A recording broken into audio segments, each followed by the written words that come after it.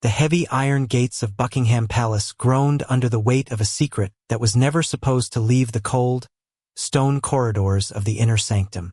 It was a night where the London fog felt like a suffocating shroud, wrapping itself around the centuries-old institution of the monarchy. For over 1,000 years, the line of succession had been a sacred, unbreakable chain, a promise of stability to a nation that looked to the crown for guidance.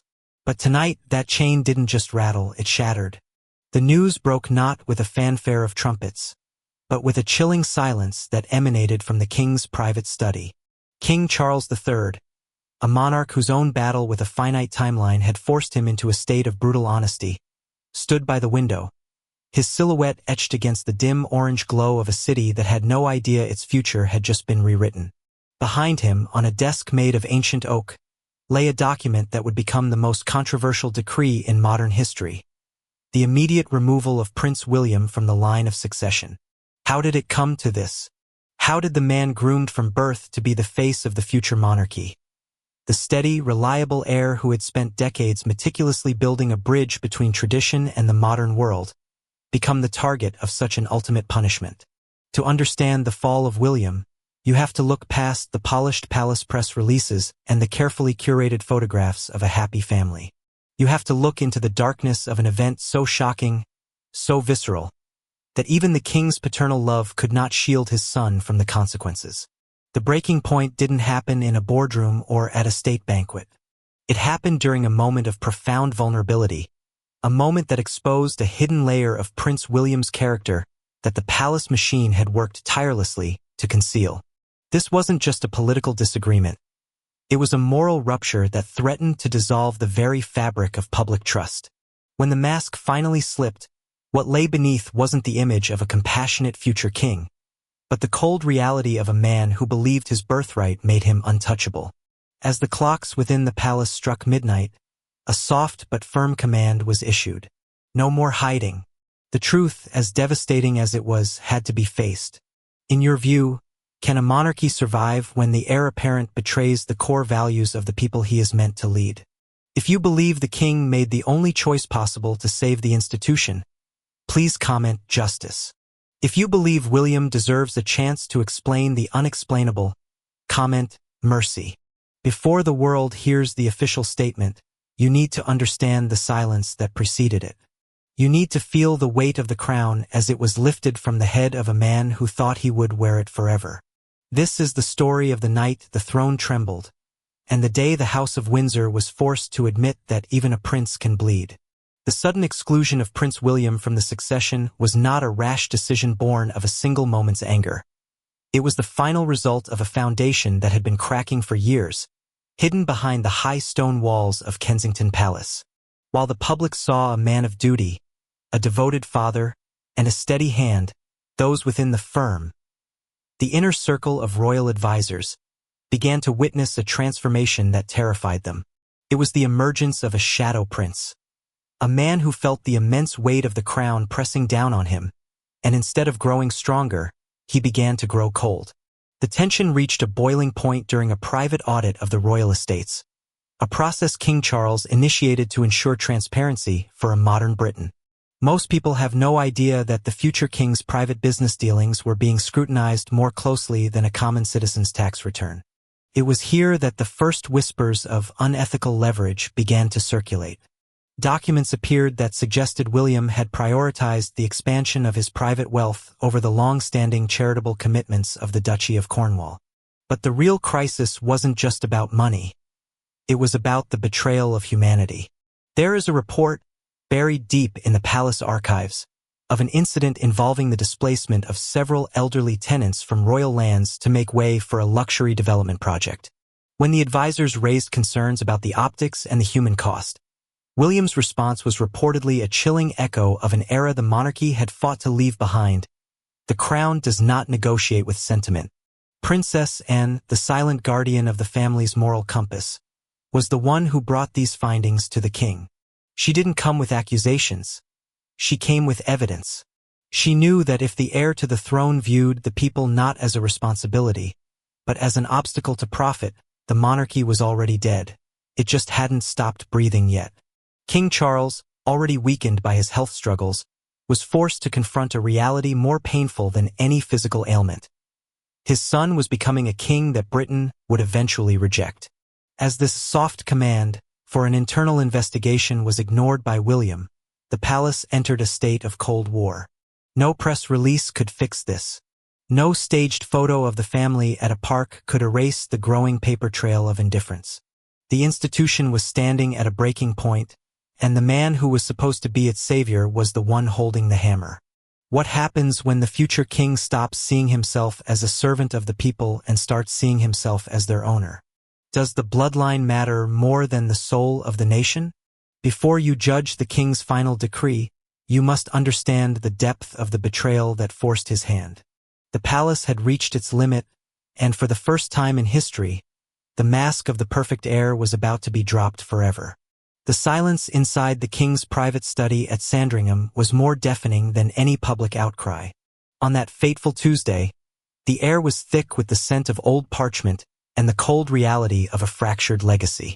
Prince William stood facing his father, not as a son seeking guidance, but as a future monarch defending his territory. The king, clutching a dossier of leaked internal communications, looked at his heir and saw a stranger. The perfect prince had been replaced by a man who believed that power was a right, not a privilege. "Why was I not informed of the private settlements?" Charles asked, his voice barely a whisper yet carrying the weight of the entire institution. The documents in his hand detailed a series of hush money payments made to former staff members who had complained of an environment of intimidation and unbearable pressure. It was a pattern of behavior that the palace machine had buried under layers of non-disclosure agreements and privacy clauses. William's response was a chilling display of the very arrogance that had brought the crown to its knees. He didn't deny the payments. He justified them as necessary measures to protect the image of the future king. He argued that in a world of constant surveillance, the heir apparent needed a wall of iron around his reputation, regardless of the cost to those who served him. It was the moment Charles realized that the monarchy's greatest threat wasn't the Republicans outside the gates, but the lack of empathy within them. The king realized that if he allowed this to continue, he would be complicit in the slow rot of the monarchy's soul. He remembered his promise to be a defender of faiths and a protector of his people, all his people, not just those with royal blood. As the argument intensified, William reportedly uttered the sentence that sealed his fate. "The people don't need to love me. They just need to respect the position." That was the turning point. Charles understood then that William had forgotten the most basic rule of the British throne. The crown is a gift from the people, not a property of the prince. The king stood up, his shaking hands finally finding their strength, and delivered the soft command that would change everything. He ordered a full, independent audit of the prince's private office, with no oversight from the palace machine. This was the night the mask finally slipped away from the heir. This wasn't just about a health update or a minor scandal. It was about the very survival of the royal script. The king had chosen the truth over the machine, and in doing so, he had ignited a fire that would either purge the monarchy or consume it entirely. How can a nation trust a king who views his subjects as mere background noise to his own power? Before you decide if William was treated too harshly, ask yourself, if the monarchy loses its heart, does it deserve to keep its crown? While the storm raged behind the oak doors of the king's study, Princess Catherine stood as the silent witness to the unraveling of a dynasty. For years, she had been the bridge between the prince's growing isolation and the public's expectations, but even her legendary patience had reached a breaking point. Those close to the princess observed a change in her demeanor. The shining star of the monarchy seemed to be fading, her smiles increasingly practiced, her eyes reflecting a heavy, private grief. The public's first clue that something was catastrophically wrong didn't come from a headline, but from a cancellation. A major joint engagement for the Prince and Princess of Wales was abruptly struck from the calendar with no explanation other than unforeseen circumstances. In the world of royal protocol, a planned and successful schedule is the backbone of stability. To cancel without a rescheduled date is the palace's way of screaming that the house is on fire. Rumors began to swirl through the corridors of power. Leaks from the household hinted at irreconcilable differences regarding the future direction of the monarchy. But the true nature of the crisis was far more personal. Internal sources leaked a reported email with a subject line that sent chills through the palace machine. "She deserves more than silence." It was a plea, or perhaps a warning, from Catherine's own camp, suggesting that the princess was no longer willing to shield William from the consequences of his choices. The contrast was becoming impossible to ignore. While William retreated into a defensive secrecy, Catherine continued to champion the human side of the crown, even as her own health and mental well-being were being tested by the chaos around her. The palace machine tried to control reality, but they couldn't control the growing sense of unease among the people. The turning point for the public happened on a cold morning when a planned reassurance photo of the family was called off at the last minute. This wasn't just a missed PR opportunity. It was a sign that the perfect family narrative had collapsed. The monarchy doesn't just manage feelings. It manages perception. And that's where the crisis truly began to bleed into the streets. As the king and his heir stood side by side in a rare, tense appearance, the world watched a system reach its breaking point. The silence was no longer a shield. It was an admission of guilt. If a prince who holds the emotional center of the monarchy can no longer stand before his people with a clear conscience, what remains of the crown? Before you believe the next palace spin, remember this: silence in a public institution is never accidental. It is the sound of a truth being dragged out at the last possible moment. Catherine had given them her vulnerability, William had given them his pride, and the monarchy was about to find out which one the people valued more. That night, the lights in King Charles's private study did not flicker out. He understood that he was facing a survival test, not just for his son, but for an institution that had endured for over a millennium. The reports of power abuse, the indifference to public suffering, and the secret hush money payments to bury mistakes had finally crossed the line for a monarch seeking a legacy of absolute honesty. Charles chose a definitive turning point. He decided to shatter the optics-first mentality that had been the lifeblood of the House of Windsor for generations. King Charles summoned an emergency meeting, pointedly excluding the PR advisors, the spin doctors who always sought to manage reality rather than face it. Looking directly at William, he delivered a chilling ultimatum. "Either you step forward and acknowledge every failure yourself, or I will be the one to do it for you. This palace will no longer serve as a shield for unethical conduct." This wasn't just a health update or a standard media crisis. It was the moment the head of the monarchy chose truth over blind protection. However, the palace machine, the invisible entity that has operated for centuries to protect the sanctity of the crown, began to fight back. Senior aides feared that stripping an heir of his power would set a dangerous precedent, a fracture in the walls of the monarchy that could never be repaired. They tried to convince the king that privacy and dignity were necessary shields to avoid uncomfortable questions from the public. But Charles saw something far more terrifying than negative headlines. He saw a future where the monarchy was nothing more than a stage play with hollow backdrops.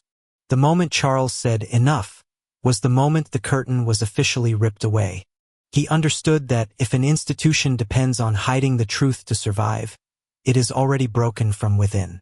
The months of agonizing silence had created a profound crisis of trust, and the king's choice to speak the truth was the only way to salvage what remained. William, standing before his father's unwavering resolve, realized that his status was no longer an invincibility card. This battle was not just between a father and a son, but between the survival of an institution and the arrogance of an individual. When the king declared, "No more hiding," he officially ended the era of vague statements and staged photographs. The public would soon know the truth, not through the polished words of the court, but through the bitter admission of a system that had reached its breaking point. The announcement did not come via a traditional gold-embossed notice at the palace gates, nor was it sent to the usual royal correspondence with a request for embargo. Instead, it was a raw, unfiltered broadcast that felt like a confession. The world watched as a visibly shaken king and his heir stood side by side, admitting that the system had reached its breaking point. The perfect prince was gone. In his place was a man forced to admit that the woman who held the emotional center of the monarchy, Princess Catherine, had been far sicker for far longer than anyone in power wanted to say out loud. This wasn't just about health. It was about the failure of the palace machine. For months, they had fed the public polished lines about privacy and recovery, while behind the scenes, schedules were canceled and photos were faked to manage the optics. But as the cameras rolled, the mask finally slipped. The announcement revealed that the crown had been hiding how close it came to losing its human face. It was the moment the public realized that privacy had been used as a shield to delay an uncomfortable truth. The shockwaves were immediate. You don't lose sight of a future queen for months by accident. The public felt the sting of a betrayal, not just of information, but of trust. They had been lived in a world of rumors and conspiracy theories because the institution prioritized stability of image over minimal transparency. Now, the king was overruling his entire court just to tell the truth, proving that if a system is more afraid of truth than of scandal, it is in deep trouble. In that 94-second video that followed, Catherine gave the people what the palace machine never could: honest vulnerability. She spoke directly about her battle, asking for privacy not as a royal command, but as a human plea. This was a pushback against the palace script, a demonstration that humanity must come before the institution. It was a moment that redefined the future of the monarchy, a shift from an ancient institution pretending nothing breaks, to one forced to admit it can bleed. What happens when the one person who humanizes the crown nearly slips away because the machine tried to control reality itself? Before you decide if the crown can be reformed, understand this. This wasn't transparency. It was truth dragged out at the last possible moment. The monarchy was no longer a fairy tale. It was a mortal institution struggling to survive its own secrecy. The news of remission finally arrived, but it was not the triumphant return the palace had hoped to stage. Instead, the announcement felt like a fragile lifeline, a moment of joy laced with a deep, lingering fear. The king and his advisors had to face a sobering reality. Remission is not a cure, and the future of the monarchy now hung on an uncertain recovery. This wasn't just a medical update. It was a realization that the fairy tale image of an indestructible royal family had been shattered forever. In the wake of this crisis, the institution was forced to admit its mortality. For the first time in centuries, the palace machine had to rewrite its own script, adjusting protocols and creating contingency plans for a future where a senior royal might have to step away to survive. Health was no longer an optional background noise to royal duty.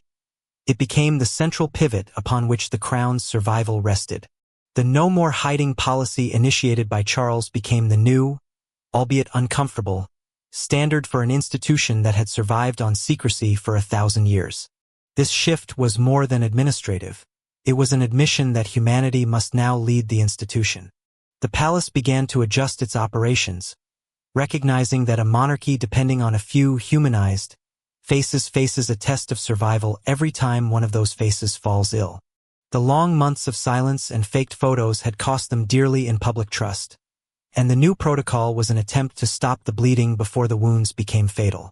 As Catherine focused on her recovery, the legacy of her honest vulnerability began to reshape the very definition of royal duty. She had effectively reset the monarchy, proving that transparency, though painful, was the only currency left in the 21st century. The palace was no longer just managing perceptions. It was being forced to adapt to human vulnerability in real time. But a haunting question remains. What happens if the crisis returns? If a king has to overrule his entire court just to tell the truth, it reveals a system in a state of deep internal conflict. The monarchy had survived this breaking point, but the cost was the total destruction of the old guard's shield of silence. As the dust settled on the immediate crisis, a new and powerful legacy began to emerge from behind the palace walls, one that favored humanity over the ancient, rigid machine. For years, the monarchy had been a theater of perfection, where feelings were managed and vulnerabilities were suppressed.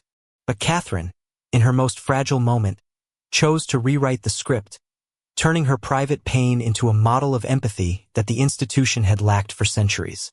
This was no longer just about survival. It was about the fundamental transformation of what it means to be a royal in the modern age. Catherine's legacy was crystallized in her quiet actions during her recovery, the letters she wrote to her children, her refined focus on early childhood development and mental health, and her refusal to return to the fairy tale mask. She transformed from a symbolic figurehead into a human being who admitted that she, too, could break.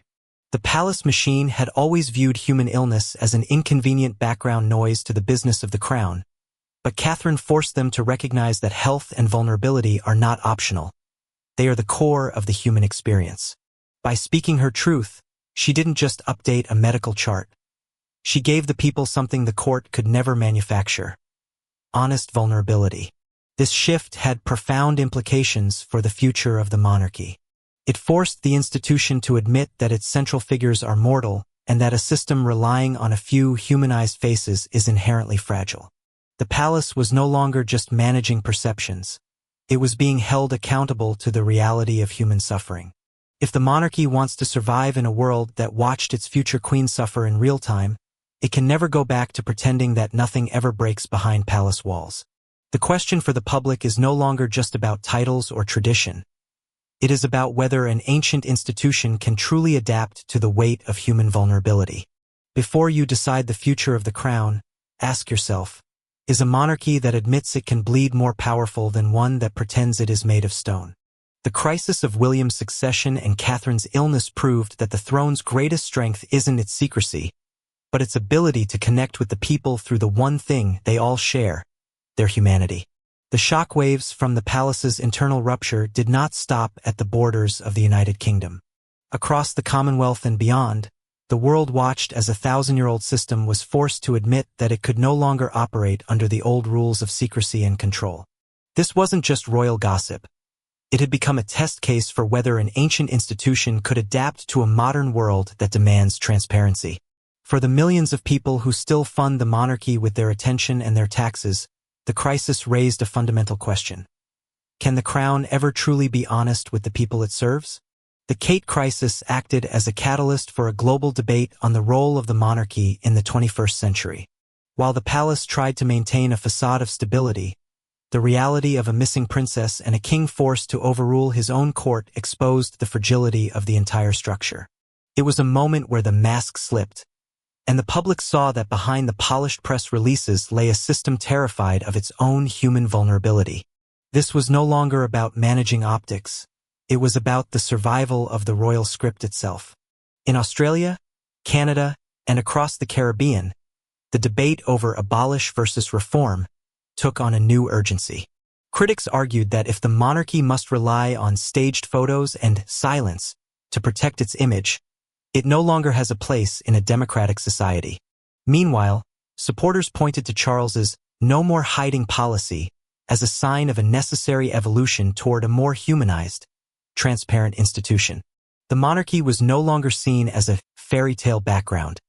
It was now viewed through the lens of power, secrecy, and institutional responsibility. The king's decision to choose truth over the palace machine set a precedent that cannot be undone. By allowing the world to see the crown bleed, he effectively neutralized the old guard who believed that silence was the only way to protect the throne. However, this transparency came at a steep price: the total destruction of the illusion of royal invincibility. The institution had finally been forced to admit it is mortal, and that awareness now hangs over every future decision the palace makes. As the world continues to consume royal stories, the lesson from this crisis is clear. An institution that fears the truth more than scandal is an institution at its breaking point. The monarchy doesn't just manage feelings. It manages perception, and when that perception is built on a foundation of secrecy, even a minor crack can lead to total collapse. The bells of Westminster did not ring to celebrate a victory, for there was no triumph to be found in the ruins of a prince's reputation. Instead, they tolled for the end of an era, the era of the untouchable, perfect royal. As Prince William stepped back from the line of succession, the world witnessed the ultimate sacrifice of a father who chose the integrity of the crown over the bloodline of his son. The House of Windsor had been purged by fire, and what remained was a monarchy that looked less like a gilded monument and more like a human family, scarred but finally honest. The removal of the heir apparent was the final moral turning point King Charles had whispered about in his darkest hours. By signing that decree, he sent a message that echoed across every state and territory. The privilege of the crown is earned through service, not granted by birth. The silence that had protected the palace for 1,000 years was gone, replaced by a new, terrifying, yet necessary transparency. The monarchy had survived its greatest internal threat, but it was no longer the same institution. It had traded its armor of secrecy for the strength of vulnerability. Princess Catherine, now moving through her recovery with a quiet, renewed purpose, became the true face of this transformation. She didn't return as a shining star of a fairy tale. She returned as a survivor who had forced the palace machine to admit that it could bleed. Her legacy is the new protocol, a monarchy where duty is balanced by health, and where the people are treated as confidants rather than subjects to be managed. She had reset the monarchy, proving that in the 21st century, the only way to lead is to be seen. As the London mist finally begins to clear, the lesson for the world is stark. Power without compassion is a hollow seat, and a crown without a heart is just a heavy piece of metal. The story of William's fall and the king's brutal choice serves as a warning to every institution that believes it is above the people. Respect must be built through action, and trust, once shattered, can only be regained through the slow, painful work of truth. Do you believe the monarchy is stronger now that the mask has dropped? Or has the mystery that protected it been lost forever? Do you stand with the king's choice for justice? Or do you fear for the future of a divided family? If you believe the crown must prioritize humanity to survive, please comment evolve. If you believe the tradition of the bloodline should have been protected at all costs, comment tradition. The journey of the British monarchy is far from over, but the rules have changed forever.